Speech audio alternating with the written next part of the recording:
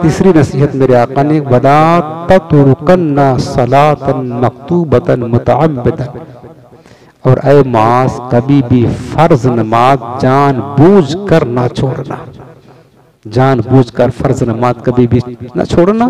فَإِنَّ مَن تَرَكَ الصَّلَاةَ مَكْتُوبَةً مُتَعَمِّدًا فَقَدْ بَرِئَتْ مِنْهُ ذِمَّةُ اللَّهِ، اس لیے کہ اس کا نقصان بتایا میرے آقا نے کہ جو شخص فرض نماز جان بوجھ کر چھوڑ دیتا ہے تو اللہ کا ذمہ، اللہ کی امان اس سے اٹھ جاتی ہے۔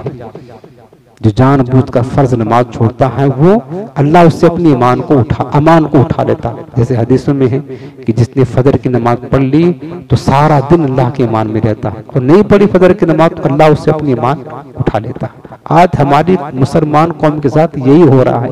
بتاؤ میرے عزیزوں، اللہ جب اپنی امان، اپنی زمان ہم سے اٹھا لے گا تو پھر کیا ہوگا؟ اللہ کے دشمن، ظالم حکمران وہ ہم کو ماریں گے تو نہ، ظلم تو کریں گے، ستائیں گے نہ ہم پر، یہی تو کام کریں گے، پھر ہم کچھ نہیں کر سکتے ہیں۔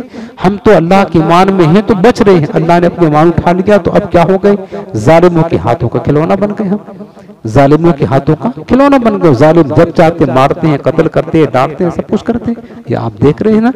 تو یاد رکھنا کہ فرمایا کہ فرض نماز جان بوجھ کر نہ چھوڑنا، اللہ کی امان اس سے اٹھا لیتا ہے۔ اور بندہ جب نماز پڑھتا ہے نا، میں آپ کو بتاتا ہوں، شارحین حدیث نے لکھا ہے کہ نماز پڑھنے کی برکت یہ ہوتی ہے کہ اللہ تعالیٰ اس دنیا میں بھی ہر جگہ کامیابی ہے، اللہ بلاؤں سے، آفتوں سے، مصیبتوں سے، ظلم سے بندے کو بچاتا ہے، مرنے کے وقت برے خاتمے سے بچاتا ہے۔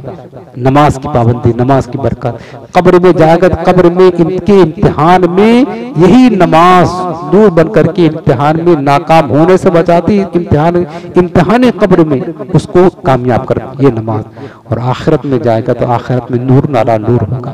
یہ نماز کی برکتیں آخرت کی مصیبتوں سے، دہشتوں سے نمازیوں کو بچاتی ہے۔ تو اس لیے میرے آقا نے تاکید فرمائی کہ فرض نماز کبھی بھی جان بوجھ کر نہ چھوڑنا۔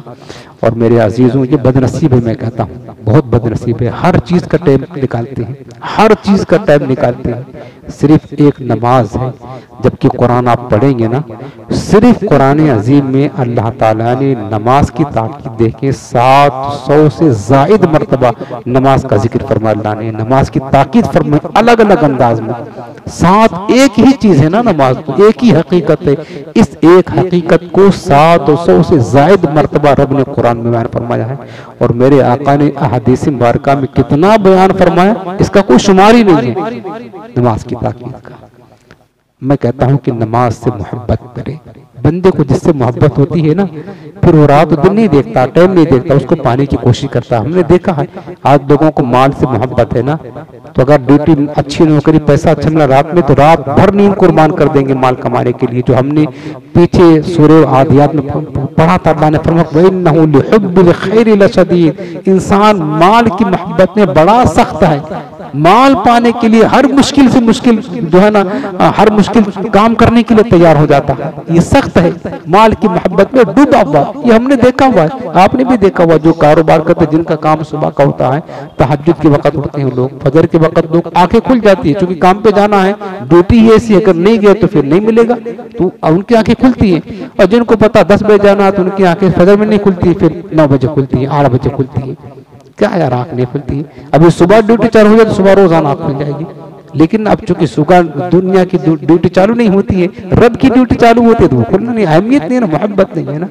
ایک مثال آپ کو بتاؤں، بہت یہ واقعہ ہم نے علماء سے سنا تھا، دل کو چھو جانے والا ہے، سن لیں آپ۔ نماز کی محبت میں نے کہا پیدا کریں، محبت ہوگی تو سب کام ہوگا، محبت محبت محبت۔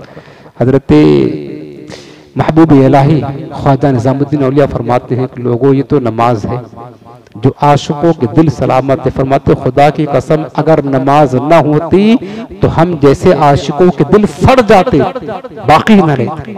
یہ تو نماز کی برکت سے ہمارے دل کو تسلی ہوتی ہے کہ نماز میں جاتے ہیں، رب کی تجلیات کا مشاہدہ کرتے، اس سے بات کرتے، دل کو سکون ملتا ہے۔